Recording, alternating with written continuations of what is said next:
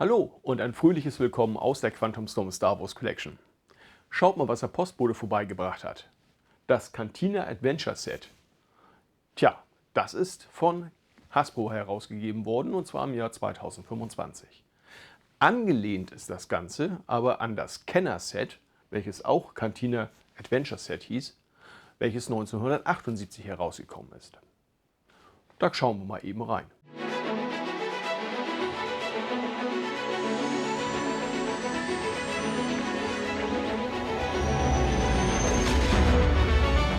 Quantum Storm Star Wars Collection.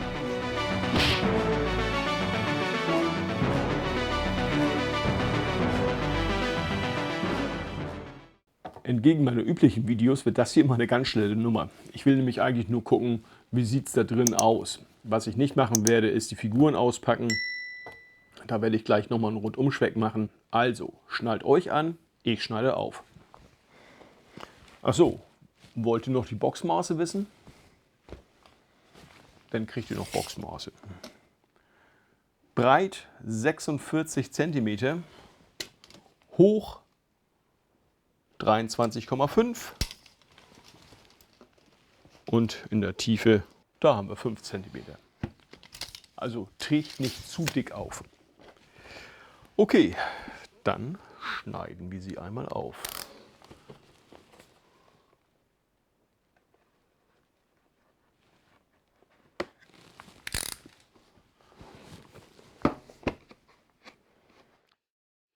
Diese Box ist ja damals von Kenner herausgebracht worden, hatte ich ja schon gesagt. Was ich aber nicht gesagt habe, die war damals, wenn ich mich nicht täusche, Sears Exclusive. Also wurde damals nur von der Handelskette Sears herausgegeben. So, hier haben wir schon Snaggletooth.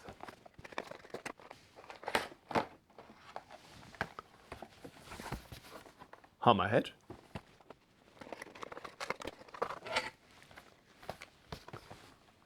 Walrusman und Greedo. Diese 4 Figuren, die waren auch im ehemaligen Set unterwegs. Natürlich dort 1978 nicht mit der hohen Artikulation. Und man muss natürlich ganz ehrlich sagen, diese 4 Figuren, die sind natürlich auch schon mal rausgekommen, aber nicht in dem Farbschema. Da hat sich Hasbro natürlich gesagt, da machen wir mal ganz schnell einen Cash Grab draus, bringen diese ganzen Figuren nochmal raus, pinseln die nur anders an und jetzt kommt ein Trommelwirbel, dann gibt es noch ein bisschen Pappe dazu. Ja, ich weiß, 1978 gab es auch nur Pappe. Ja. Jetzt ist nur noch die Frage, wie passt das Ganze zusammen? Ah ja. Ich würde mal vermuten, mit sehr viel Falterei, das werde ich gleich machen. Hier sind schon Falze angegeben.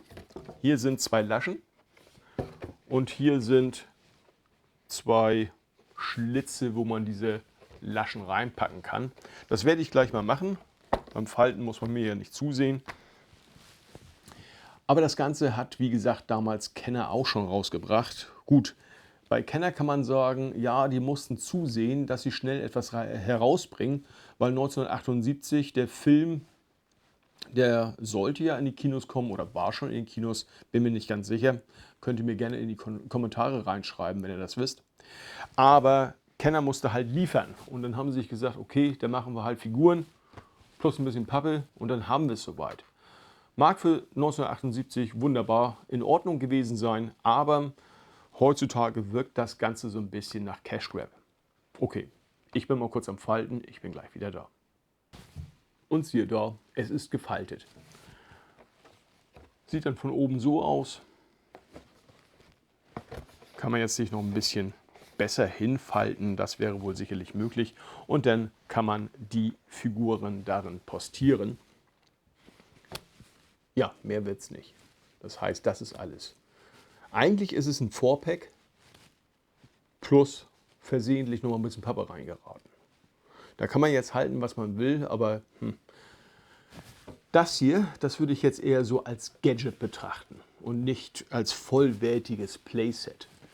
Denn das hat mehr was von, ich stelle es in die hinterletzte Ecke und display vielleicht ein paar Figuren. Dann war es das auch. Okay, das soll es erstmal von meiner Seite gewesen sein. Ich zeige euch noch ein paar Detailbilder, damit ihr euch einen Eindruck auch von der Farbe machen könnt. Tja, und ich verabschiede mich schon mal mit sammlerfreundlichen Grüßen aus der Quantum Storm Star Wars Collection. Bis denn und tschüss.